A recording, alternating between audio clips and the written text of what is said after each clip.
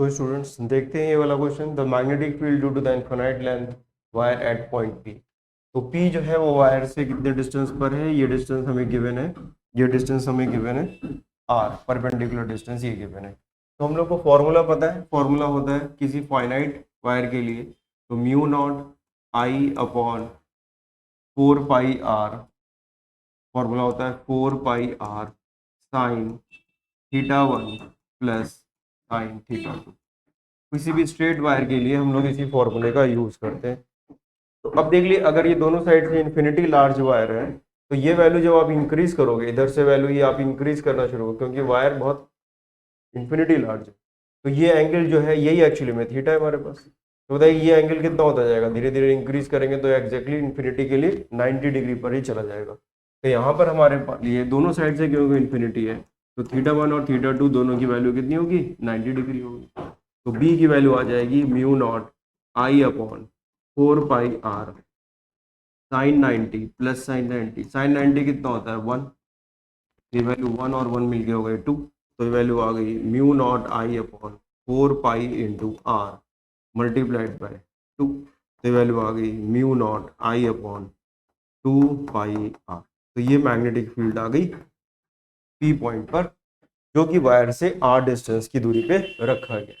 अब बात करते हैं डायरेक्शन की, क्योंकि मैग्नेटिक फील्ड जो है वो डायरेक्शन भी होता है उसके अंदर, क्योंकि वो वेक्टर क्वांटिटी है। तो डायरेक्शन हम लोग कैसे निकालते हैं, डायरेक्शन हम लोग निकालते हैं डीएल क्रॉस आर से। डीएल क्रॉस आर, ये क्रॉस प्रोडक्ट का हम लोग यूज करते हैं। जो डीएल का डायरेक्शन है जो ही जो करंट का डायरेक्शन है, डायरेक्शन ऑफ डीएल जो है डायरेक्शन ऑफ करंट के अलोंग होता है। डायरेक्शन ऑफ करंट, जिस डायरेक्शन में करंट है उसी के अलोंग डीएल कंसीडर करते हैं। तो बताइए करंट इसमें इस डायरेक्शन में मूव कर रही है, तो अगर हम यहाँ से कोई एक एलिमेंट छोटा सा कंसीडर कर लें, ये डीएल एलिमेंट, तो इसका डायरेक्शन किधर की तरफ है, ऊपर। और आर क्या है, इस एलिमेंट से पी पॉइंट की तरफ अवे, ये आर हो गया। तो डीएल किधर की तरफ हो गया, इस डायरेक्शन में, और आर हो गया इस डायरेक्शन में। ये डीएल का डायरेक्शन हो गया, ये आर का हो गया। तो हमें डीएल क्रॉस आर करना है, तो राइट हैंड यूज करेंगे डीएल की तरफ और क्रॉस आर। तो ये किधर की तरफ जा रहा है, अंदर की तरफ। इस पॉइंट पर जो फील्ड है, फील्ड का जो डायरेक्शन है वो किधर की तरफ है, अंदर की तरफ है। तो यहाँ पर हम लोग क्या लगा सकते हैं, क्रॉस लगा दें और क्या लिख दें, inward direction. Inward direction perpendicular to the plane, इस प्लेन के परपेंडिकुलर क्रॉस लगाओ, यानी फील्ड जो है इसके अंदर की तरफ ऐसे जारी होगी, इसके अंदर जारी होगी। इस तरह से हम लोग इसको फाइंड। नेक्स्ट क्वेश्चन देखते हैं हम लोग। Find the magnetic field due to semi infinite length at point P. केवल एक साइड से जो वायर है हमारे पास इन्फिनिटी है और एक साइड से नहीं है। सेमी इनफिनाइट, सेमी इनफिनाइट का मतलब है कि इस साइड से वायर जो है हमारा वो इन्फिनिटी की तरफ है, दूसरे साइड से वायर है ही नहीं। ठीक है, तो फिर से वही फॉर्मूला हम लोग लगाते हैं, B is equal to mu naught I upon, क्या था formula, 4 pi R sine theta 1 plus sine theta 2। इस केस में थीटा 1 की वैल्यू, एक जो वैल्यू है इस साइड से अगर ये इन्फिनिटी जा रहा है तो यहाँ से एंगल कितना हो जाएगा इसका, ये एंगल कितना हो जाएगा 90, जबकि दूसरी साइड एंगल कितना हो जाएगा 0, जबकि थीटा 2 की वैल्यू कितनी हो जाएगी 0 डिग्री हो जाएगी। क्योंकि 0 डिग्री है, क्योंकि इसके नीचे तो वायर ही नहीं है। जब इसके नीचे वायर ही नहीं है तो आप इसको शिफ्ट किधर करोगे, वायर यहाँ से स्टार्ट हो रहा है और ऊपर की तरफ जा रहा है। क्योंकि हम लोग जो फॉर्मूला डिराइव करते थे वैसे करते थे कि ये पॉइंट पी कंसिडर किया है, ये पॉइंट पी है, यहाँ से डिस्टेंस आर, तो ये वैल्यू हमारे पास कुछ थीटा 1 हो गई और ये वैल्यू हमारे पास कुछ थीटा 2 हो गई। क्योंकि पॉइंट एग्जैक्टली सामने ही है इसलिए थीटा 2 की वैल्यू 0 हो जाएगी। और ये वायर बहुत ज़्यादा बड़ा है तो थीटा 1 धीरे धीरे बढ़ेगा बढ़ेगा बढ़ेगा और इन्फिनिटी के लिए इसको हम 90 डिग्री रखते हैं, तो ये वैल्यू आ जाएगी। तो बी की वैल्यू कितनी आ गई, बी की वैल्यू आ गई mu naught I upon 4 pi into R sine 90 plus sine 0 की वैल्यू 0 होती है और साइन 90 की वैल्यू 1। तो बी की वैल्यू कितनी आ गई, mu naught I upon 4 pi into R. ये वैल्यू 1 हो गई, ये वैल्यू 1 हो गई और ये वैल्यू 0। तो बी की वैल्यू कितनी आ गई, B equal to mu naught I upon 4 pi R. इस डायरेक्शन में फिर से वही करिए, डीएल, ये डीएल है हमारे पास, इस डायरेक्शन में एलिमेंट है हमारे पास डीएल और ये है आर। तो आपने जैसे इसके डायरेक्शन को निकालना है तो क्या करना है, डीएल क्रॉस आर कर देना है। तो डीएल क्रॉस आर, तो डीएल इधर की तरफ है, क्रॉस आर, तो ये फील्ड किधर की तरफ है, अंदर की तरफ इसमें फील्ड हो जाएगी। तो ये इसका आंसर है। नेक्स्ट क्वेश्चन देखते हैं हम लोग। फाइंड द फील्ड एट ओ। तो ये एक स्क्वायर है और इसकी हमें फील्ड बतानी है कितनी होगी। तो आप डायरेक्शन अगर देखें तो सबके सेम आएंगे। किस डायरेक्शन में आएगा बताइए। अगर हम लोग इसमें डीएल निकालें तो किसी भी वायर के लिए अगर हमें निकालनी होती तो हम लोग क्या करते हैं, इसमें राइट हैंड रूल भी यूज कर लेते हैं।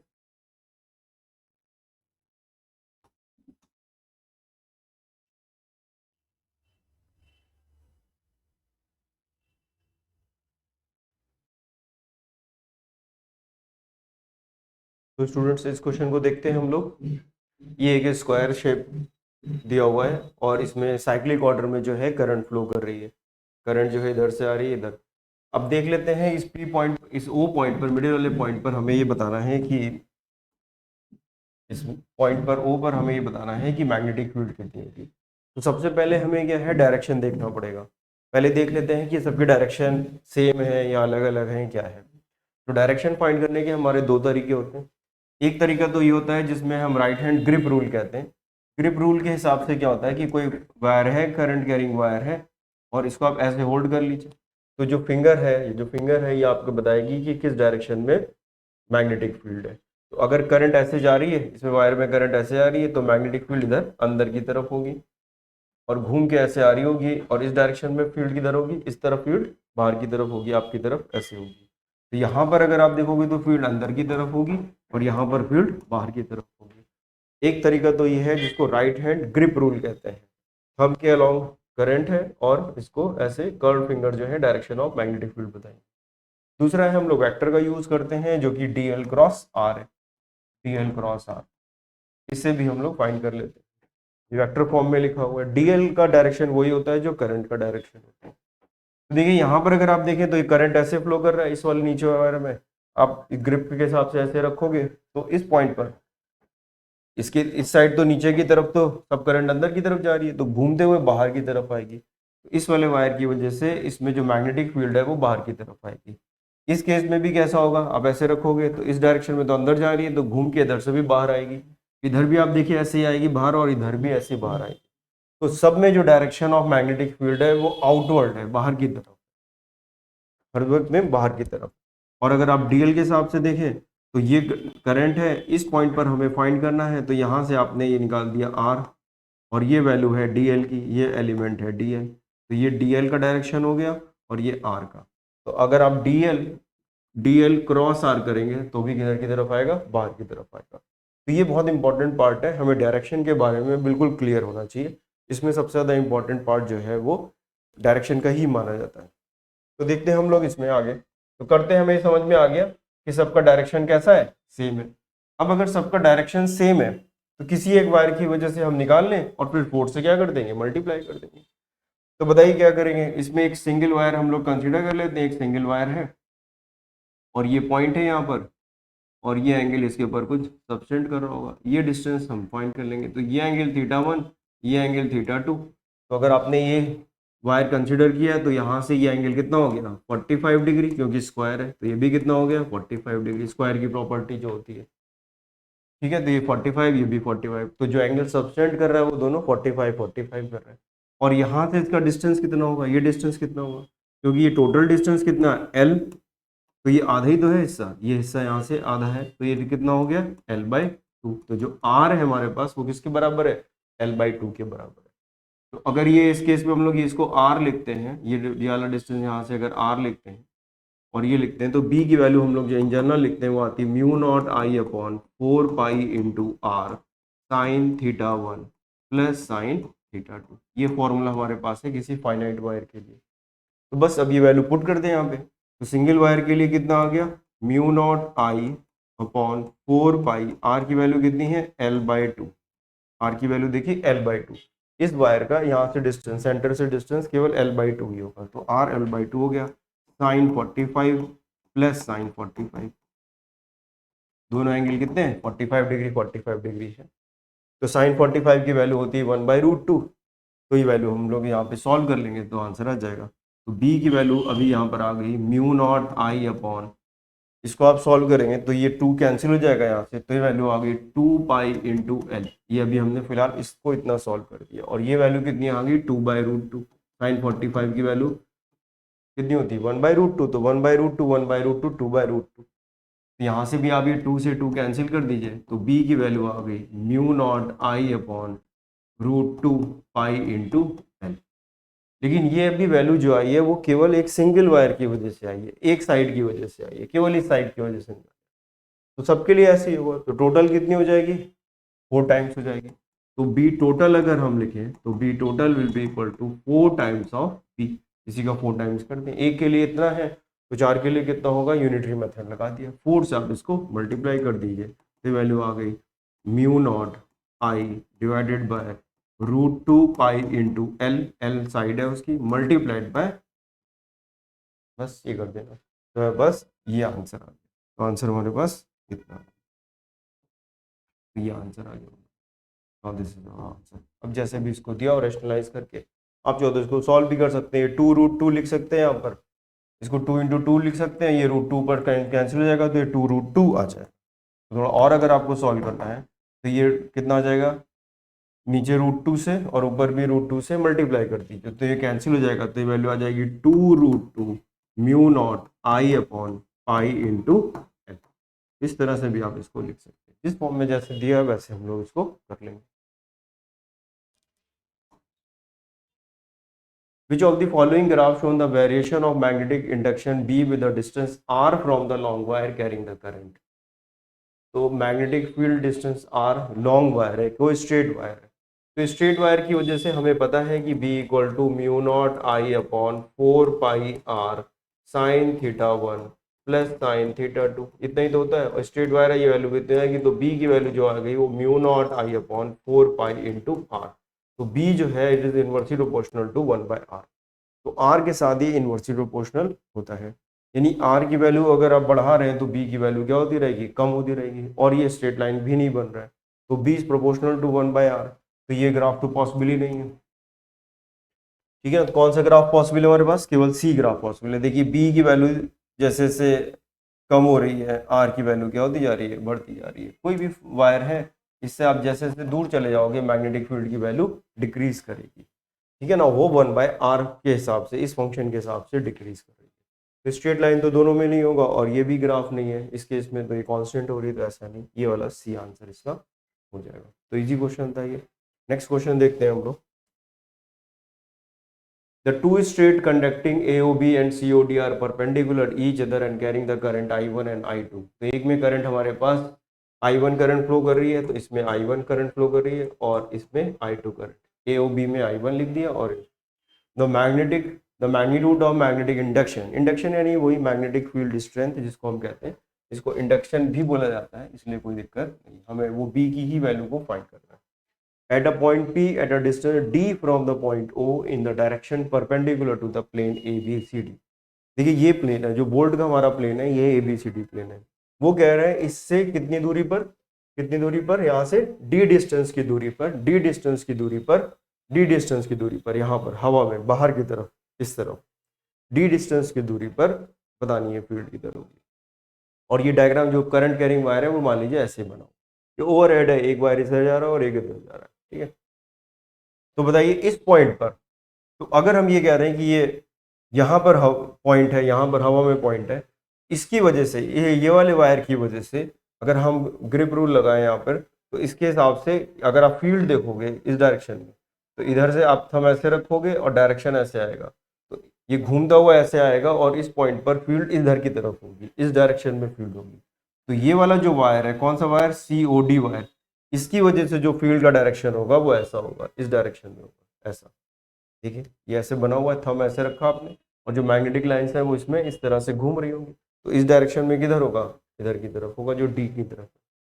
अब इसके लिए देख लेते हैं, AOB के लिए, इसके लिए आप ग्रिप ऐसे रखोगे तो इसमें जो पॉइंट आएगा वो ऐसे घूमता हुआ आएगा, इसमें लाइंस जो है वो ऐसे घूम रही है, इस तरह से घूम रही है, और यहाँ पर आएगा तो फील्ड का डायरेक्शन नीचे की तरफ आएगा, फील्ड का डायरेक्शन किधर होगा, नीचे की तरफ। तो AOB की वजह से फील्ड का डायरेक्शन नीचे की तरफ है, AOB की वजह से फील्ड का डायरेक्शन नीचे की तरफ है, और COD की वजह से फील्ड का डायरेक्शन इधर की तरफ। ठीक है ना। तो ये डायरेक्शन और ये डायरेक्शन आपस में कैसे हैं, परपेंडिकुलर है। तो इन दोनों की वजह से जो फील्ड आएगी वो एक दूसरे से परपेंडिकुलर होगी। तो हमें क्या लगाना पड़ेगा, b1 square plus b2 square, ये लगाएंगे, इसका रूट कर देंगे तो हमारे पास ये b नेट आ जाएगा।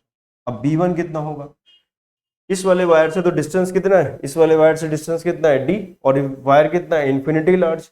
तो इन्फिनिटी लार्ज के लिए हम लोग वैल्यू मालूम है हम लोग को कितनी वैल्यू होती है, तो b1 अगर आप निकालेंगे b, यानी कि ये वाला b1 के लिए अगर हम निकालें तो ये हो जाएगी mu not I1 divided by कितना हो जाएगा 2 pi into D, 2 pi D होता है इन्फिनिटी लार्ज वायर के लिए। और B2 की वैल्यू कितनी आ जाएगी, B2 की वैल्यू आ जाएगी mu not I2 divided by 2 pi D, दोनों वायर से डी डिस्टेंस ही है हमारा, और दोनों एक दूसरे के परपेंडिकुलर है। इस वाले वायर की वजह से, इस वाले वायर की वजह से फील्ड इधर है, तो ये फील्ड हमने इस तरफ बना दी, ये हमारे पास आ गया B2, ये वायर है, ये वाला वायर COD वायर की वजह से थंब ऐसे रखा है और ये ऐसे, तो फील्ड इस डायरेक्शन में आ गई।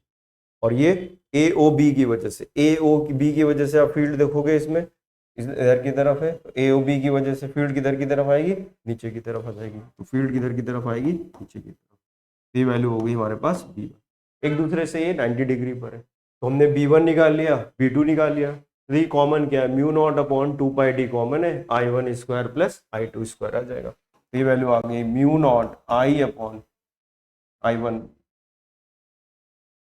जो कॉमन है पहले उसको लिखे हम लोग, ये सब बाहर आ जाएगा, इंटू 2 पाई डी, और ब्रैकेट के अंदर इसके अंदर क्या आ जाएगा 1 square I1 square plus I2 square, तो ये वैल्यू आ गई। तो mu naught upon 2 pi D I1 square plus I2 square, तो सी आंसर आ गया। देखिए mu naught upon 2 pi D I1 square I2 square, और ये पूरे का क्या लिखा हुआ है, रूट लिखा हुआ है, सिंपली रूट ही तो लिखा है, 1/2 जो लिखा हुआ है। तो आंसर हमारे पास सी आंसर जो है इसका करेक्ट आ गया। ये गलत लिखा हुआ है, ये I1 माइनस I2 भी नहीं आ रहा है, ये भी कुछ गलत लिखा है, डी लिखा है, तो ये भी गलत है, ये भी गलत है, और ये भी गलत है, केवल एग्जैक्ट हम लोग का यही आंसर आ जाता है इससे। तो ये क्वेश्चन भी हो जाता है। थोड़ा आपको इमेजिन करने की ज़रूरत है, इमेजिनेशन हमारा अच्छा होना चाहिए, बाकी इसमें कुछ नहीं, बस आपको ये पता होना चाहिए कि ग्रिप रूल पता होना चाहिए, इसके हिसाब से हम लोग मैग्नेटिक फील्ड का डायरेक्शन निकाल लेंगे। नेक्स्ट क्वेश्चन देखते हैं। तो स्टूडेंट्स ये वाला क्वेश्चन देखते हैं, current I ampere is flowing an equilateral triangle of side A, the magnetic direction at the centroid will be. तो एक कोई करंट कैरिंग वायर है और इसमें हमें जो है जो इक्विलेटरल ट्रायंगल में फ्लो कर रहा है, तो हमने एक ट्रायंगल बना लिया यहाँ पर, इसकी साइड ए है। तो अगर ये वाला एक सिंगल वायर हम लोग कंसिडर कर लें, तो इसकी वजह से अगर हम मैग्नेटिक फील्ड निकाल लें एक सिंगल वायर की वजह से, मान लीजिए ऐसे कुछ करंट यहाँ पे फ्लो कर रही है, करंट ऐसे जाएगी, इस तरह से जाएगी, तो इसकी वजह से जो करंट कैरिंग वायर है उसकी वजह से जो सेंट्रॉइड पर जो मैग्नेटिक फील्ड जनरेट हो रही है उसका डायरेक्शन, इन तीनों का डायरेक्शन एक ही है। तो हम किसी एक वायर के लिए फाइंड करेंगे और उसको 3 से सिंपली मल्टीप्लाई कर देंगे। अब यहाँ पे कॉन्सेप्ट क्या यूज़ करना है हमें, कॉन्सेप्ट यूज़ करना है, एक सिंगल वायर है हमारे पास, फाइनाइट वायर है, तो ये पॉइंट P है, और हमें ये बताना है कि ये एंगल सब्सटेंड कर रहा है यहाँ पर θ1, और ये अगर θ2 है, और ये करंट फ्लो कर रही है इसमें I, तो इस पॉइंट पर मैग्नेटिक फील्ड का फॉर्मूला हम लोग लिखते थे B equal to mu naught I upon 4 pi into D sine θ1 plus sine θ2। इसी फॉर्मूले का हम लोग को यूज़ करना है। डी क्या है, डी ये डिस्टेंस है, डी क्या है, ये डी डिस्टेंस है पॉइंट P का इस वायर पे परपेंडिकुलर। तो यहाँ पर डी डिस्टेंस क्या होगा, ये डिस्टेंस हमारे पास डी होगा, ये डी होगा, ठीक है। ये टोटल वायर की लेंथ कितनी दी हुई है A, तो ये केवल ये आधा होगा, तो ये वैल्यू कितनी आ गई A/2, और ये एंगल हमें मालूम होता है कितना होता है, ये भी 60 डिग्री होगा और ये भी 60 डिग्री होगा, ठीक है ना। इस पॉइंट से ये साइड तीनों सेम एंगल सब्सटेंड करेंगी तो 120 120, और ये इस पे परपेंडिकुलर होता है और इसका एंगुलर बाइसेक्टर होता है। ये प्रॉपर्टी सारी इक्विलेटरल ट्रायंगल की होती है। तो हमें मालूम है ये फाइनाइट वायर है जिसकी लेंथ A है, ठीक है ना, और ये एंगल 60, ये 60, तो हमारे पास θ1 की वैल्यू 60, θ2 की वैल्यू भी 60, I 2 पाई। अब हमें D निकालना है, तो D कैसे निकालेंगे, तो अगर ये वाला ट्रायंगल हम लोग यहाँ पे बना लें, इस जगह पर ये ट्रायंगल बना लेते हैं हम लोग, तो आप बताइए ये अब ये कितना है, ये है A/2, तो ये हमने लिख दिया A/2। ये एंगल कितना है 60 डिग्री, और हमारे लिए D क्या है डी क्या है यहाँ पर हमारे लिए, ये 60 डिग्री है, और डी ये लिखा हुआ है, डी है, ये तो डी है, ये डिस्टेंस डी, इस ट्रायंगल को हमने बना दिया। तो 1060 अगर हम लिखें यहाँ पे, तो 1060 की वैल्यू हो जाएगी परपेंडिकुलर डिवाइडेड बाय बेस। तो हमारे पास यहाँ से डी की वैल्यू आ जाएगी, तो डी 1060, तो डी इक्वल टू a/2, और इसकी वैल्यू कितनी होती है 1060, 1060 होता है √3, तो वैल्यू आ गई तो डी की वैल्यू आ गई हमारे पास a/2√3। ये वैल्यू हम यहाँ पे पुट कर देंगे, तो देखिए आंसर कितना आएगा, b equal to mu naught I/4 pi D की वैल्यू पुट कर दीजिए a/2√3, तो 2√3 ऊपर लिख दिया हमने यहाँ पर, ये वैल्यू लिख दी। साइन 60 और ये भी साइन 60, तो ये वैल्यू लिखनी पड़ी हमें, साइन 60 प्लस साइन 60, साइन 60 कितना होता है √3/2, साइन 60 कितना होता है हमारे लिए √3/2। साइन 60 की वैल्यू हम लोग यहाँ पे देखते हैं, साइन 60 तो वैल्यू सॉल्व करेंगे, तो b की वैल्यू आ गई mu naught I divided by 4 pi a 2√3, और ये साइन 60, साइन 60, साइन 60 होता है √3/2, तो ये 2 टाइम्स ऑफ √3/2 आ गया। तो यहाँ से भी हमने 2 से 2 कैंसिल कर दिया, यहाँ से भी आप एक ये 2 कैंसिल कर दीजिए, तो ये वैल्यू आ गई हमारे पास, b की वैल्यू कितनी आ गई, b equal to mu naught I/2 pi a, और ये √3 कितना हो गया 3 हो। अब बताइए ये जो हमारे पास आया है ये एक सिंगल वायर के लिए आया है, इस तरह से कितने वायर हैं, 3 वायर हैं, तो अगर एक के लिए इतना आ रहा है तो यूनिट मेथड लगा के हम ये तीनों के लिए निकाल लेंगे। तो हमारे पास जो टोटल बी आएगा, जो बी टोटल आएगा तीनों वायर की वजह से, that will be equal to 3 times of B. इसी को आप मल्टीप्लाई कर देंगे तो 9 times of mu naught I/2 pi into A. तो ये आंसर हमारे पास आ गया। कौन सा आंसर मैच कर रहा है, डी आंसर जो है इसका करेक्ट आंसर, तो डी आंसर जो है वो करेक्ट है। तो इस तरह से इस क्वेश्चन को हम लोग कर सकते हैं। तो ये क्वेश्चन देखते हैं, जेईई मेंस का है 2019 का, 12 अप्रैल का। Find the magnetic field at a point P due to the straight segment AB, length 6 centimetre. तो एक ये वायर है हमारे पास, ये वायर दिया हुआ 6 सेंटीमीटर का, और ये P पॉइंट है जो कि दोनों साइड से 5 सेंटीमीटर के डिस्टेंस पर है। करंट 5 एम्पियर की फ्लो कर रही है, इसमें जो करंट है हमारे पास वो कितनी फ्लो कर रही है, 5 एम्पियर की करंट फ्लो कर रही है। म्यू की नॉट की वैल्यू में बाकी गिवन है, हमें बताना है कि इस पॉइंट पर फील्ड कितनी होगी। तो देखिए अगर ये 6 है तो ये वैल्यू तो 3 हो गई, ये 3 सेंटीमीटर हो गई, इसका आधा होगा, और पाइथागोरस थ्योरम लगाएंगे तो ये 4 सेंटीमीटर आ जाएगा, 3 4 5। तो अगर ऐसा है तो ये एंगल कितना आ गया हमारे पास, ये एंगल आ गया 37 डिग्री, और ये भी कितना आ गया 37 डिग्री। ये हम लोग को मालूम है कि अगर ऐसे ट्राइंगल बना ले, ये 3 है, ये 4 है और ये 5 है, तो ये 37 डिग्री हो जाता है और ये 53 डिग्री हो जाता है। इस तरह का डेटा आजकल दे देते हैं वो कि 3 4 5 तो 37, तो आप देख लीजिए कि 4 है तो यहाँ से एंगल कितना हो गया 37। तो फाइनाइट वाला वायर वाला हम लोग केवल फॉर्मूला लगा दें, B equal to mu naught I/4 pi d sine θ1 plus sine θ2, बस इसी फॉर्मूले से काम हो जाए।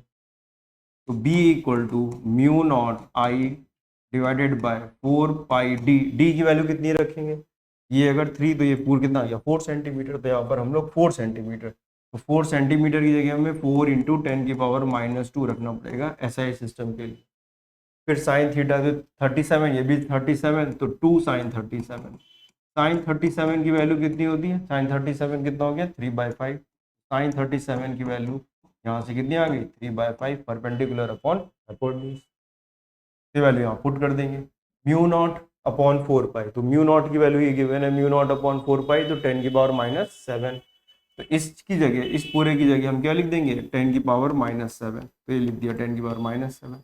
करंट कितनी दी है 5 एम्पियर, तो 5 से मल्टीप्लाई कर दीजिए, डिवाइडेड बाय कितना है 4 इंटू 10⁻⁻2, और ये कितना है 2, कितना मल्टीप्लाइड बाय 2, और साइन 37 की वैल्यू 3/5, ये कर दीजिए। तो ये वैल्यू आ गई हमारे पास, 5 से हमने 5 कैंसिल कर देंगे, ठीक, और यहाँ से हमारे पास ये कैंसिल हो जाएगा, 2 आ जाएगा यहाँ, और ये 2, ये 3/2 आ गया, 3/2 का मतलब है 1.5, तो ये वैल्यू आ गई। बी की वैल्यू हमारे पास कितनी आ गई, इसको सॉल्व करेंगे तो आ जाएगा 1.5, और ये ऊपर चला जाएगा तो 10⁻⁻, तो कितना आंसर आ गया 1.5 10⁻⁻5, बी आंसर हमारा इसमें आ जाता है। सिंपल सा क्वेश्चन था, सीधे डायरेक्ट फॉर्मूला लगाना। टू लॉन्ग पैरेलल वायर, ये क्वेश्चन देखते हैं, ये भी मेंस का ही क्वेश्चन है। Are at a distance 2d apart, they carry the steady equal current flowing out of the plane of the paper as shown in figure. The variation of the magnetic field along the line x axis. तो देखिए दो wire है हमारे पास, तो wire ऐसे हैं actually में, इस तरह से इसमें भी करंट फ्लो कर रही होगी और सेम डायरेक्शन में, लेकिन दिखे ऐसे नहीं रहे। हमने इस वायर को ऐसे बनाया, एक ऐसे बनाया, एक वायर ये है और एक वायर ये है। ये वायर को अभी हम सामने से देख रहे हैं, इन्हीं वायर को अगर हम इधर से देखें, ऐसे देखें, इन वायर को अगर हम ऐसे देखें तो करंट हमने अपनी तरफ आती हुई दिखाई देगी। तो आप जो देख रहे हो वायर में, तो करंट ऐसे आ रही है आपकी तरफ, बाहर की तरफ, और इसमें भी करंट कैसे आ रही है, बाहर की तरफ। दोनों में करंट कैसे आ रही है, इसमें करंट दोनों बाहर की तरफ आ रही है, इस तरह से करंट आपकी तरफ इसमें आ रही है, ठीक है। और ये जो लाइन हमने इनको ज्वाइन कर दिया, यहाँ पर हमने एक लाइन है यहाँ पे ज्वाइन कर दी, ये लाइन इसमें इन्होंने दी हुई है, ये लाइन यहाँ पर ज्वाइन कर दी, ये लाइन ऐसे ज्वाइन कर दी। इस अब किस तरह से मैग्नेटिक फील्ड जो है इसमें चेंज हो रही है, ये आपको बता, क्योंकि दोनों में सेम करंट फ्लो कर रही है, दोनों में करंट कैसी है, सेम फ्लो कर रही है। तो ये वायर है, तो अगर ये दूसरा वायर है यहाँ पर, तो इसकी वजह से अगर आप मैग्नेटिक फील्ड देखें तो हम ग्रिप रूल लगा रहे हैं, थंब ऐसे रखा हमने और ये फिंगर जो है वो मैग्नेटिक फील्ड बताएंगी। तो इस वाले वायर की वजह से जो मैग्नेटिक फील्ड होगी, अगर हम इसको 1 लिख दें और इसको 2 लिख दें, तो इसकी वजह से मैग्नेटिक फील्ड ऊपर की तरफ होगी। और इधर वाले वायर की वजह से किधर होगी, इधर वाले वायर के लिए ये इस साइड लाई करेगा, तो इसकी वजह से फील्ड नीचे की तरफ होगी। तो ये B1 ऊपर की तरफ होगा और B2 नीचे की तरफ होगा, ठीक है ना। ये वायर ऐसे है, तो ये इस वाले वायर के लिए, इधर वाला जो इस साइड का वायर है जो B1 है, इसके लिए पॉइंट इधर है, तो फील्ड किधर हो गई, ऊपर की तरफ। और जो 2 वाला वायर है उसके लिए पॉइंट इस साइड लाई कर रहा, तो फील्ड नीचे की तरफ होगी। क्योंकि दोनों का डिस्टेंस एग्जैक्टली हमने आप मिडिल में कंसिडर किया है और दोनों में सेम अमाउंट की करंट है, इसलिए B1 और B2 की वैल्यू सेम होगी मैग्नीट्यूड वाइज। तो इक्वल एंड अपोजिट होने की वजह से इस पॉइंट पर फील्ड कितनी हो गई, 0। तो इसका मतलब हमें ये पता लग गया कि एग्जैक्टली सेंटर पे यहाँ पे फील्ड कितनी हो रही है, 0 हो रही है। ये तो कंफर्म है। तो फील्ड बीच में कितनी होनी चाहिए, 0। तो चारों में ही फिलहाल 0 दिया हुआ है, कोई बात नहीं। अब आप बताइए इसके इस साइड, अब जैसे जैसे हम इस वायर के इस साइड मूव करना स्टार्ट करेंगे, इस वाले 2 वाले वायर के पास, तो ये वाला वायर की वजह से जो फील्ड होगी वो डोमिनेटिंग हो जाएगी, क्योंकि B की वैल्यू जो है वो μ0I/4πd लिखते हैं हम लोग फॉर्मूला पे साइन थीटा, क्योंकि इन्फिनिटी वायर है तो आप यहाँ पे 2πd लिख दीजिए, कोई दिक्कत नहीं यहाँ पर। तो हमारे पास μ0I/2πd, तो B जो है वो इन्वर्सली प्रोपोर्शनल टू 1/d। तो जिस वायर के आप क्लोज जाएंगे उस वायर की वजह से जो मैग्नेटिक फील्ड है वो डोमिनेट करने लगेगी। तो जैसे जैसे आप इस वायर के क्लोज जाएंगे, इसकी वजह से फील्ड किधर थी, 2 वाले की वजह से फील्ड किधर थी, नीचे की तरफ थी। 2 वाले की 2 इधर है, 2 वाले की वजह से फील्ड नीचे की तरफ थी। तो जैसे जैसे आप इस मिडिल पॉइंट से 2 की तरफ जाएंगे, नीचे की तरफ फील्ड बढ़नी शुरू हो जाएगी, और जैसे जैसे आप 1 की तरफ जाएंगे फील्ड ऊपर की तरफ बढ़नी शुरू हो जाएगी। तो यानी कि इस केस में यहाँ पर फील्ड जो है, इस रीजन में फील्ड ऊपर की तरफ होनी चाहिए इसकी वजह से, और इधर फील्ड नीचे की तरफ होनी चाहिए। तो यानी फील्ड जो है इस पॉइंट से इधर और उधर अलग डायरेक्शन में होनी चाहिए। तो सेम डायरेक्शन वाले पार्ट हमारे नहीं हो सकते। तो कौन से सेम डायरेक्शन वाले पार्ट है, देखिए इसमें एक ही डायरेक्शन में फील्ड है, ये भी नीचे जा रही है, ये भी नीचे जा रही है, तो ये गलत हो जाएगा। और ये दोनों ही ऊपर जा रहे हैं तो ये भी गलत हो जाएगा। तो ये ऑप्शन यहाँ से हमारे पास एलिमिनेट हो गए, कट गए। अब हमें देखना है कि इसमें से ये ऑप्शन करेक्ट है कि या फिर ये ऑप्शन करेक्ट है हमारे पास, ठीक है ना, ये देखना। अब आप बताइए ये जो वायर है हमारे पास, ये जो वायर है, कोई भी एक वायर है, इसके पास में अगर हम करंट ऐसे फ्लो कर रही है तो इसके पास में फील्ड नीचे की तरफ है। इस जगह पर अगर इस साइड देखें, और इस साइड अगर देखें तो फील्ड किधर की तरफ है, ऊपर की तरफ है, ऊपर की तरफ। तो इस वायर के इधर और इधर फील्ड का डायरेक्शन कैसा होता है, अपोजिट होता है, अपोजिट डायरेक्शन में होती है, सेम डायरेक्शन में नहीं होती है।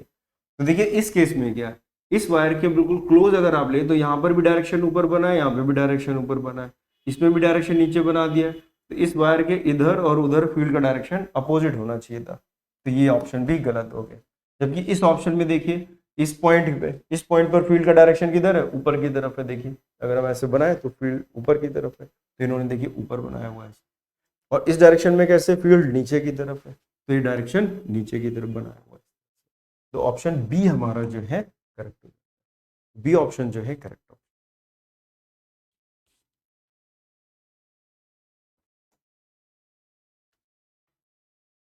क्वेश्चन को देखते हैं हम लोग। Find the magnetic field at the centre of a regular hexagon of side L. तो ये साइड इसकी कितनी है, एल है, और रेगुलर हेक्सागन है। तो रेगुलर हेक्सागन अगर है और इसमें कुछ करंट फ्लो कर रही है, आई करंट फ्लो कर रही है इसमें, तो कुछ आई करंट भी फ्लो करा दीजिए, कोई दिक्कत नहीं। तो कितनी साइड है ये, टोटल साइड कितनी है इसकी, कितनी साइड है, 6 साइड्स होती हैं, ठीक है ना। तो ये एक जो ट्राइंगल हमारा बन रहा है ये पूरा इक्विलेटरल ट्राइंगल बन रहा है। तो ये टोटल एंगल कितना इसमें सबटेंड कर रहा है, 60 डिग्री। 6 ट्राइंगल बनेंगे, 360 डिवाइड बाय 60 प्रॉपर्टी तो यही है। तो ये एंगल यहाँ से कितना हो गया एग्जैक्टली 30, और ये एंगल भी यहाँ से कितना हो गया 30, और साइड कितनी है एल। तो देखा जाए एक इक्विलेटरल ट्रायंगल अगर आप बना लें यहाँ पर, अगर हम इसको ऐसे ही बना दें तो आप ऐसे ही तो देख रहे हो, ये इक्विलेटरल ट्रायंगल हमने यहाँ से एक बना दिया, ठीक है। और इसकी वजह से हम निकाल लेंगे ये लेंथ हमें कितनी दी हुई है एल, ये लेंथ एल। तो एक सिंगल वायर की वजह से हम फील्ड निकाल लेंगे और फिर इसको बाद में 6 से मल्टीप्लाई कर देंगे तो आंसर आ जाएगा। ये एंगल कितना सबटेंड कर रहा है 60, ये एंगल भी कितना है, सॉरी ये एंगल कितना है, दोनों एंगल हमारे 60 30 है, यहाँ पे हम लोग 30 लिखते हैं। तो ये एंगल कितना है 30 डिग्री और ये एंगल भी 30 डिग्री।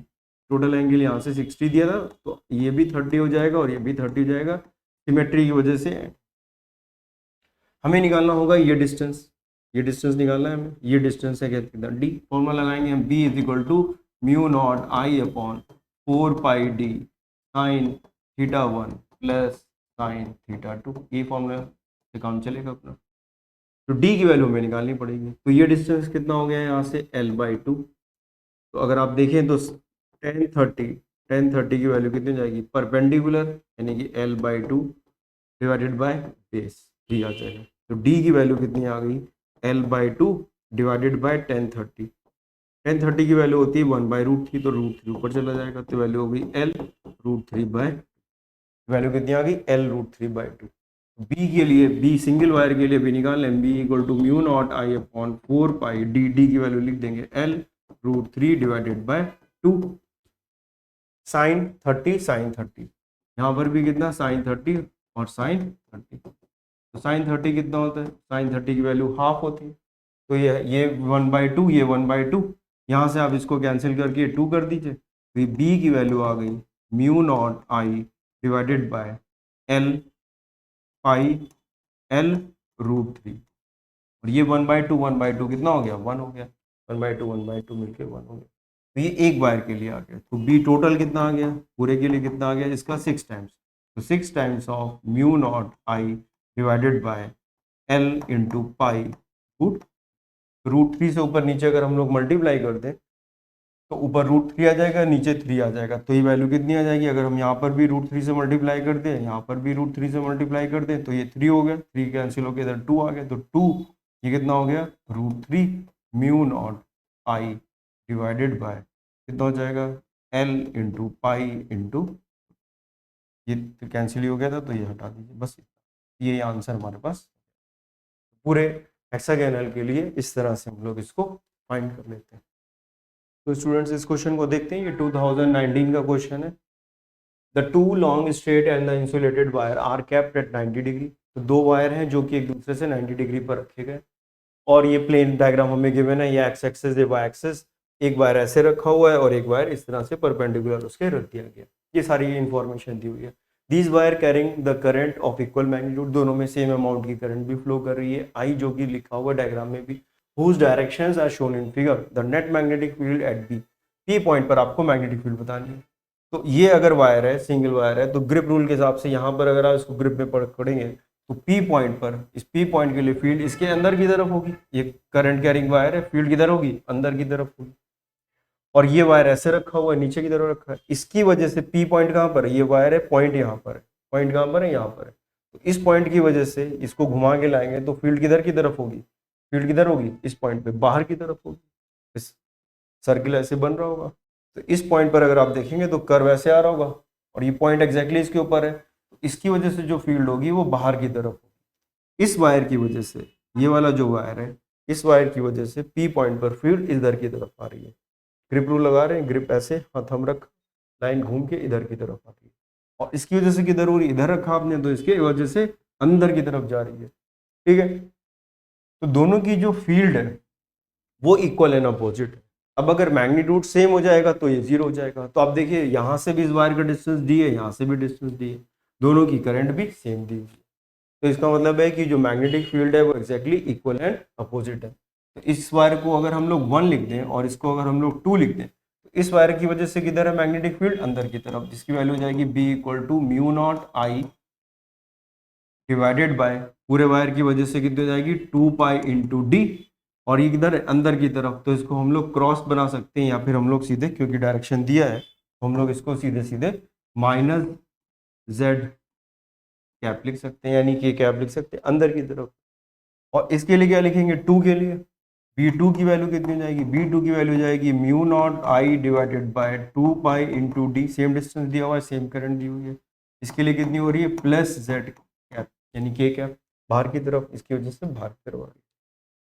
दोनों का आप ऐड कर देंगे सिंपली वेक्टर फॉर्म में, तो B1 प्लस B2 ऐड करेंगे तो कितना आ जाएगा 0। तो नेट मैग्नेटिक फील्ड कितनी आएगी 0। तो आंसर हमारे पास ए आ गई। तो इस तरह से इस क्वेश्चन को हम लोग कर सकते हैं आराम से। नेक्स्ट क्वेश्चन देख, ये भी क्वेश्चन 2019, ये क्वेश्चन 2019 का, इसको कर। As shown in figure, the infinity long identical wire are bent at 90 degree and placed in such a way that the segment LP and QM along the x-axis, while the segment PS and Q are parallel to the y-axis. OP and OQ, यानी कि ये जो distance given है हमें, ये जो values given है 4 centimetre, ये भी कितनी है 4 सेंटीमीटर। ठीक है, the magnitude of magnetic field at O is 10 to the power minus 4 Tesla. The two wires carrying the equal current, the magnitude of the current in each wire, the direction of this पूछा गया आपसे। इसमें कुछ information दी है, वो कह रहे हैं कि इस पे मैग्नेटिक फील्ड है। तो देखिए हमें ये पता है कैसे करेंगे इस क्वेश्चन को। ये हमें मालूम है, देखिए कि अगर कोई करंट कैरिंग वायर है और कोई पॉइंट अगर आप इस अलोंग द लाइन, जो करंट कैरिंग वायर है उसी के अलोंग में ही कोई पॉइंट अगर आप कंसिडर कर ले, मान लीजिए पी पॉइंट है यहाँ पर, ये पॉइंट कैसा हमारे पास पी पॉइंट है, ये पॉइंट कैसा है पी पॉइंट है, पी पॉइंट है ये, और ये वायर भी इसी पॉइंट से अगर पास करेगा तो उसकी वजह से फील्ड कितनी हो जाएगी 0 हो जाएगी, क्योंकि साइन थीटा हम लोग लिखते थे बायोट-सैवर्ट लॉ में B is proportional to sine theta. तो थीटा अगर 0 है तो B की वैल्यू भी 0 हो जाएगी। कोई भी करंट कैरिंग वायर है और इसी के आगे ही कोई पॉइंट आप कंसिडर कर लिए, जो अगर हम अगर एक्सटेंड करेंगे तो इसी से पास करेगा, तो फील्ड कितनी हो जाएगी 0। तो आप देखिए ये जो LP वाली लाइन है, इसको अगर हम एक्सटेंड करेंगे तो ये O से पास करेगी, तो इसकी वजह से कोई भी मैग्नेटिक फील्ड नहीं आएगी, क्योंकि ये O से ही पास करेगी। और इसी तरह से ये जो M वाली लाइन है, ये जो वाला पार्ट है हमारा MQ वाला, इसको भी अगर आप एक्सटेंड करोगे तो इसकी वजह से भी मैग्नेटिक फील्ड 0 आ जाएगी, कोई दिक्कत नहीं, इसकी वजह से भी कितनी आएगी 0 आएगी। तो QM की वजह से, तो magnetic field due to QM और magnetic field due to LP, ये वैल्यू कितनी हो गई 0। इतना काम तुम्हारा हो गया कि 2 की वजह से तो ये 0 ही आ गई। अब देखिए ये वायर केवल एक साइड से इन्फिनिटी लार्ज है, एक साइड से नहीं, क्योंकि ये बेंड करा था और इसके एग्जैक्टली सामने। तो इस वायर की वजह से, कौन सी PS वायर की वजह से फील्ड किधर है अंदर की तरफ, क्रिप रूल देखिए। और इस वाले वायर की वजह से ये वायर QN जो है नीचे की तरफ जा रहा है, तो QN जो अगर इधर जा रहा है तो इसकी वजह से फील्ड किधर है अंदर की तरफ, इनसाइड इसके अंदर है, और इसकी वजह से भी फील्ड किधर थी इनसाइड। यानी इन दोनों वायर की वजह से, PS की वजह से भी और QN की वजह से, दोनों की वजह से फील्ड किधर है अंदर की तरफ ही। अगर दोनों की वजह से फील्ड एक अंदर और एक बाहर की साइड होती तो 0 ही हो जाता। दोनों की साइड फील्ड कैसी है सेम है। तो हम लोग फील्ड निकाल लेते हैं यहाँ पर किसकी वजह से, SP की वजह से। तो SP की वजह से अगर हम लोग यहाँ पे फील्ड लिखें तो फील्ड ड्यू टू SP कितनी हो जाएगी mu naught I divided by current जो फ्लो कर रही है इनटू, क्योंकि एक ही साथ है तो ये वैल्यू फॉर्मूला था हमारे पास 4 पाई इंटू डी। ये डी डिस्टेंस लिख लीजिए आप यहाँ पे, डी की वैल्यू हमें पता है, ये डी है, डी की वैल्यू कितनी है 4 सेंटीमीटर, ये हमें क्वेश्चन में गिवन है। ठीक है, और इसका डायरेक्शन किधर है, ये वायर ऐसे अंदर की तरफ है, तो इसको आप क्रॉस बना दीजिए, कोई दिक्कत नहीं। अब इसी तरह से हम बी ऑफ कितने लिख दें क्यू, MQ के लिए लिख दें, MQ के लिए ये भी सेम वैल्यू आएगी mu naught I divided by 4 pi D, क्योंकि वो भी डी दिया हुआ है, और इसकी वजह से फील्ड कैसी थी, ये नीचे की तरफ है, लेकिन पॉइंट इधर है तो घुमा के लाओगे तो बाहर की तरफ, सॉरी आपको किधर मिलेगा, ये नीचे ऐसे दिया हुआ है, अंदर की तरफ मिलेगा, ये भी अंदर की तरफ जा रहा है तो ये भी क्रॉस हो, दोनों को ऐड कर देंगे तो ये वैल्यू आ जाएगी mu naught I upon 2 pi into D. Add कर दिया तो डबल कर दिया ये वैल्यू, और ये फील्ड हमें देखिए यहाँ पर दी हुई है, कितनी फील्ड दी हुई है, कितनी फील्ड दी हुई है, देखिए यहाँ पे 10⁻⁻4 टेस्ला, ये टोटल फील्ड दी हुई है इस पे, और ये वैल्यू कितनी है 4 सेंटीमीटर, और म्यू नॉट अपॉन 4 पाई की वैल्यू भी हमें गिवन है। तो बस हम लोग अब ये वैल्यूज बस यहाँ पे पुट कर देंगे और हमें पता लग जाएगा। तो एक तो हमें ये पता है कि फील्ड का डायरेक्शन किधर है, अंदर की तरफ। तो पहले ही यहाँ पर देखिए ये आउट वाले क्वेश्चन तो हमारे आउट ऑफ द पेज तो कैंसिल ही हो जाएंगे, आउट ऑफ द पेज वाले क्वेश्चन ये ऑप्शन तो हमारे पास कैंसिल हो गए, ये दोनों तो नहीं हो सकते out of the page. Into the page है, ये देख लेते हैं कौन सा इसमें ऑप्शन हमारा करेक्ट होगा, इसमें कौन सा ऑप्शन हमारा करेक्ट होगा। तो वैल्यू हम यहाँ पे लिख दें, ये पूरी मैग्नेटिक की वैल्यू आ गई, इसकी वैल्यू कितनी है 10⁻⁻4, ये दिया था। ये म्यू नॉट अपॉन 2 पाई की वैल्यू कितनी हो जाएगी 2 इंटू 10⁻⁻7, क्यों, क्योंकि म्यू नॉट अपॉन 4 पाई की वैल्यू गिवन होती है 10⁻², इधर ले जाना पड़ेगा, तो म्यू नॉट अपॉन 2 कितना, करंट आपसे पूछी गई है, यही हमसे पूछा गया। डी की वैल्यू कितनी है 4 सेंटीमीटर, तो 10⁻², 4 सेंटीमीटर को हमने मीटर में कन्वर्ट कर दिया, इक्वल टू 10⁻²। तो क्या आंसर आ जाएगा यहाँ से देख लेते हैं हम लोग। तो ये पूरा इधर शिफ्ट कर दीजिए, ये इधर शिफ्ट कर दीजिए, तो यहाँ से पहले तो ये 2 से आप 2 कैंसिल कर दीजिए, तो करंट जो आ जाएगी हमारे पास, करंट की वैल्यू कितनी आ जाएगी 2 इंटू 10⁻⁻6, ये आ गया, और ये इधर शिफ्ट किया आपने तो 10⁻+7, ये वैल्यू आ गई हमारे पास 20 एम्पियर।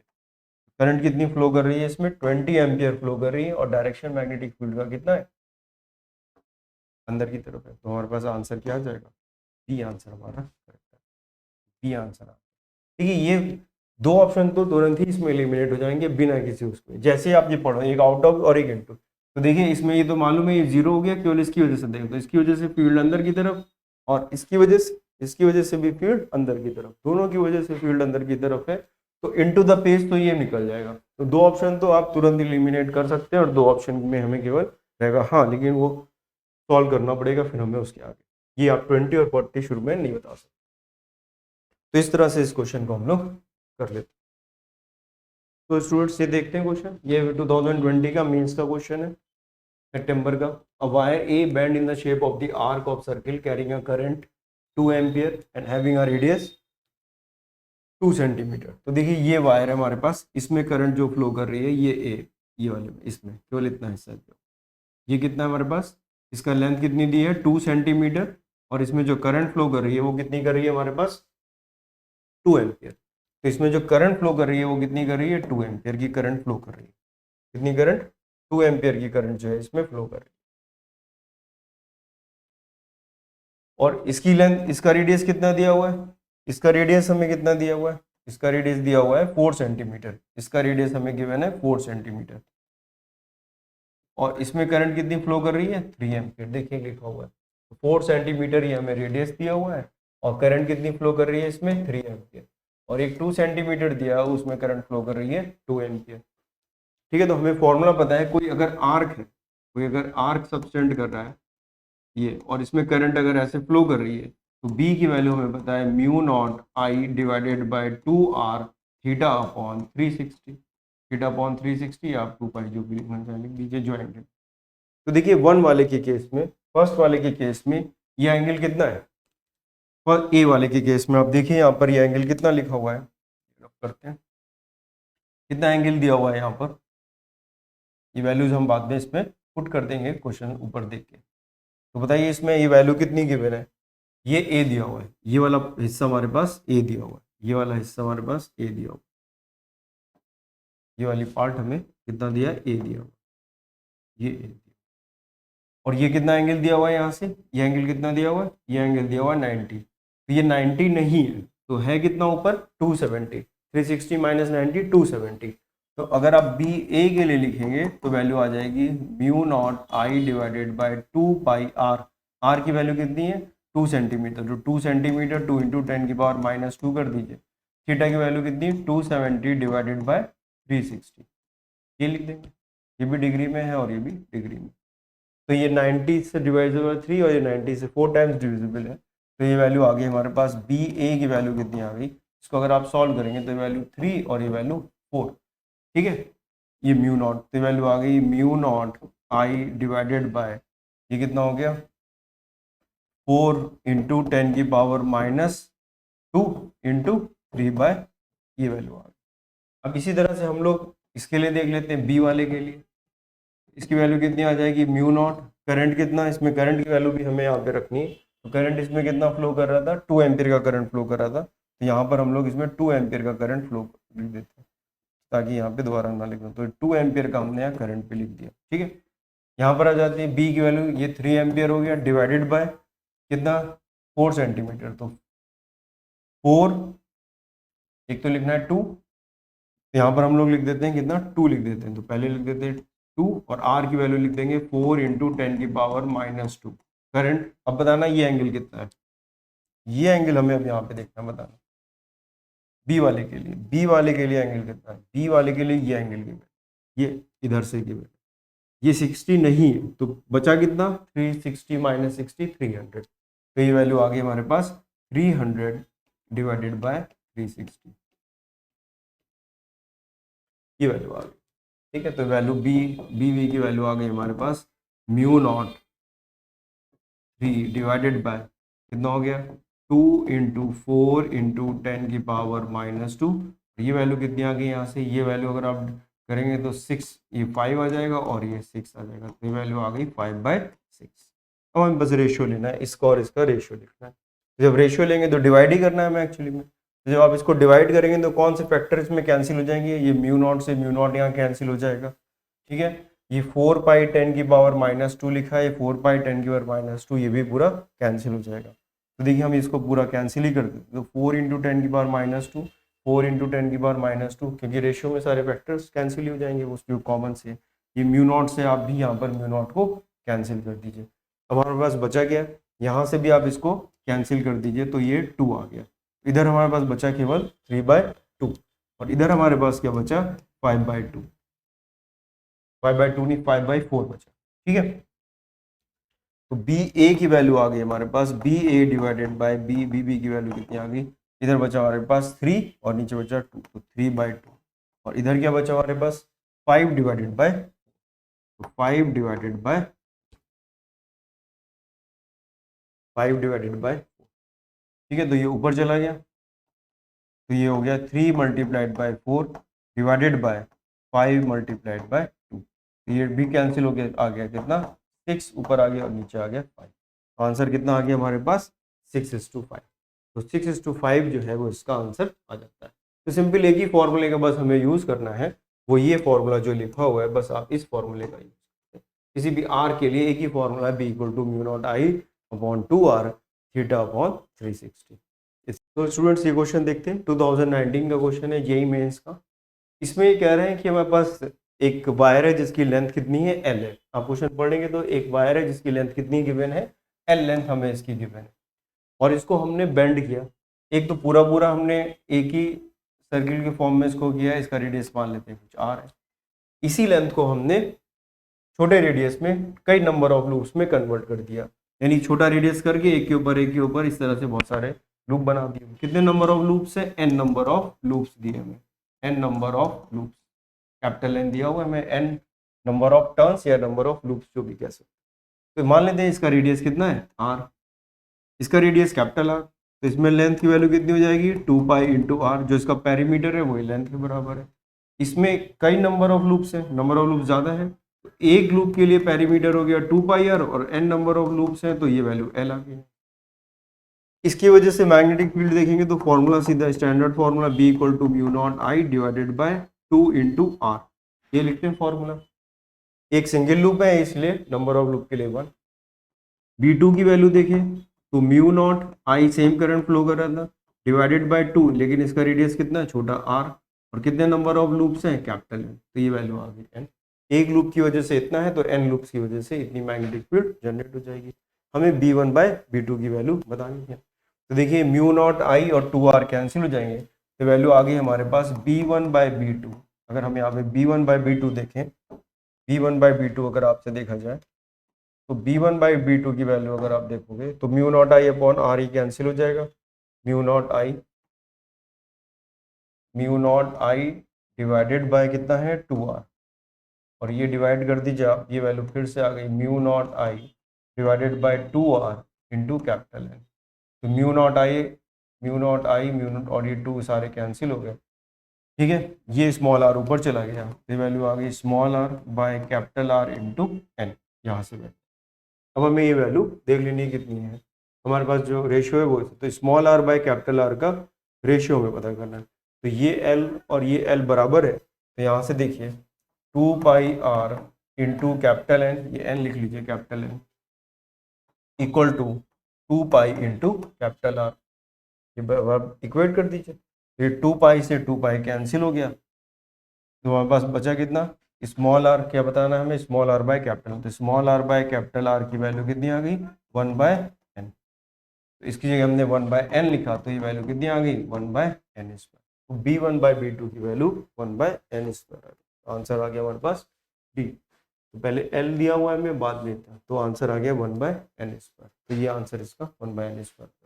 स्टूडेंट्स ये क्वेश्चन देखते हैं, square frame of side L, ये साइड जो है उसकी एल है, एक स्क्वायर फ्रेम है जिसकी साइड कितनी है एल है, कितनी साइड है उसकी एल साइड है, एल, ठीक है। Carries a current I, the magnetic field at its centre is B, उसके सेंटर पे जो मैग्नेटिक फील्ड है वो बी दी हुई है। The same current is pass through the circular coil at the same perimeter as the square. तो जो सर्किल का हमारे पास पेरीमीटर है और जो स्क्वायर दिया उसका जो पेरीमीटर है वो बराबर है।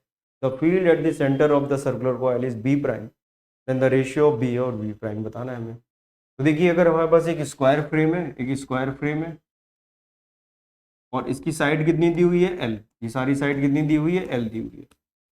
इसके सेंटर पे जो मैग्नेटिक फील्ड है वो कितनी दी हुई है बी, वो कितनी दी है बी हमें। इसके सेंटर पे अगर हमें मैग्नेटिक फील्ड निकालनी है तो हम किसी एक फाइनाइट वायर वाला फॉर्मूला लगा दें यहाँ पर। तो हमें ये मालूम है कि ये एंगल कितना होगा, यहाँ से ये एंगल होता है 45, प्रॉपर्टी ऑफ स्क्वायर लगा रहे हैं, ये भी 45 हो जाता है।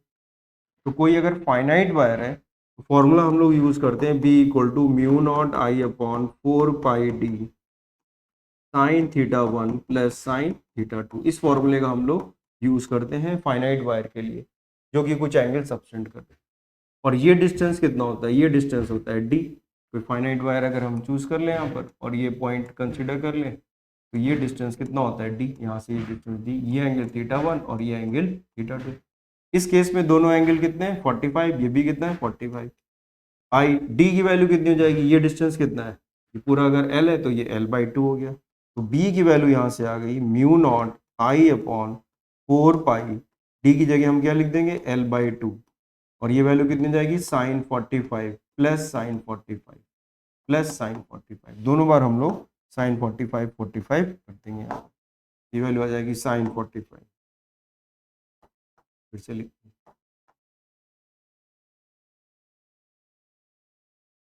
साइन 45, तो यहाँ पे वैल्यू हम लोग को लिखनी है। तो बी की वैल्यू आ गई mu naught I upon 4π, D की जगह लिख दिया l/2 into sine 45 plus sine 45। Sine 45 होता है 1/√2, साइन 45 कितना होता है 1/√2। ये वैल्यू आ गई 2/√2, ये आपने यहाँ से कैंसिल करा तो ये ऑलरेडी 2 हो गया। तो यहाँ से हमारे पास इस बी की वैल्यू आ गई, बी की वैल्यू कितनी आ गई mu naught I divided by कितना आ गया 2πl, 2πl, ये कितना आ गया 2πl, और ये हो गया साइन 45 साइन 45 2/√2, तो 2/√2 ये वैल्यू आ गई। यहाँ से भी ये आ गई वैल्यू हमारे पास अभी कितने के लिए, एक सिंगल वायर के लिए, कितना एक वायर के लिए भी हमने निकाला, और कितने वायर हैं इसमें 4। तो बी सर्कुलर के लिए कितना आ जाएगा, टोटल के लिए अगर देखा जाए, बी अगर देखा जाए पूरे सर्किल के लिए तो इसका 4 टाइम्स कर देंगे, तो ये वैल्यू आ जाएगी म्यू नॉट आई 2πl, ये लिखा हमने, और ये कितना था √2 ऊपर लिख दीजिए मल्टीप्लाइड बाय 4 कर दीजिए। 4 क्यों करा हमने, 4 इसलिए करा क्योंकि ये 4 इसलिए हमने किया यहाँ पर क्योंकि ये एक साइड के लिए पहले हम लोगों ने निकाला था, अब हम लोग चारों साइड के लिए टोटल निकाल, एक के लिए निकाल लिया बाकी के लिए भी निकाल लिया क्योंकि सिमेट्री है, सबका डायरेक्शन सेम है तो 4 से सिंपली हमने मल्टीप्लाई कर दिया। ये वैल्यू आ गई हमारे पास बी की अभी जो हमने फाइंड करी। ठीक है, अब वो कह रहे हैं सर्कुलर वायर के लिए, तो मान लेते हैं ये सर्कुलर है, इसका रेडियस मान लेते हैं आर। ठीक है, तो हमें रेडियस निकालना पड़ेगा क्योंकि मैग्नेटिक फील्ड इसके लिए कितनी होगी, mu naught I divided by 2 into R. ये फॉर्मूला यूज करते हैं हम लोग, ये बी प्राइम होगा, इसमें एक ही के लिए निकालना है हमें।